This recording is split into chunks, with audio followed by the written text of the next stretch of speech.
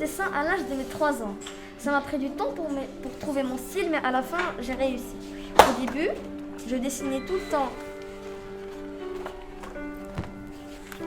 Je dessinais tout le temps du stylisme. J'essayais de trouver un style qui me correspondait. J'ai tenté vraiment plusieurs styles.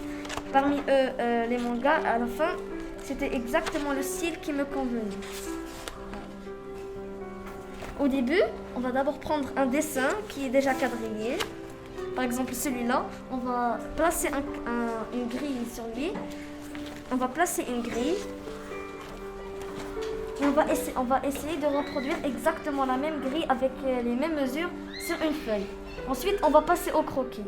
Pour le croquis, on a simplement besoin d'un crayon à papier. On va essayer de reproduire case par case. Mais cela, c'est seulement une seule méthode. Il y en a plusieurs d'autres.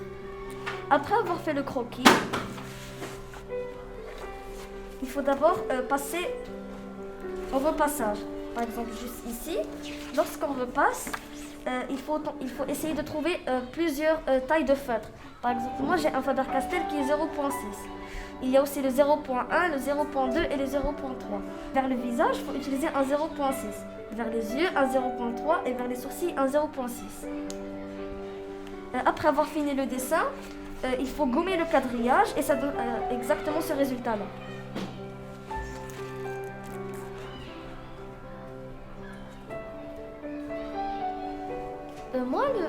Moi, le dessin, c'est une des façons qui me permet de m'exprimer. Pour pouvoir dessiner, il nous faut de la patience. Par exemple, moi, au début, avant d'obtenir un résultat que j'aimais, j'avais d'abord tracé un croquis. Ensuite, je reproduis au propre. Comme vous le voyez bien, je n'ai pas vraiment réussi tous mes dessins. Pour les débutants, je leur conseille de suivre ma méthode.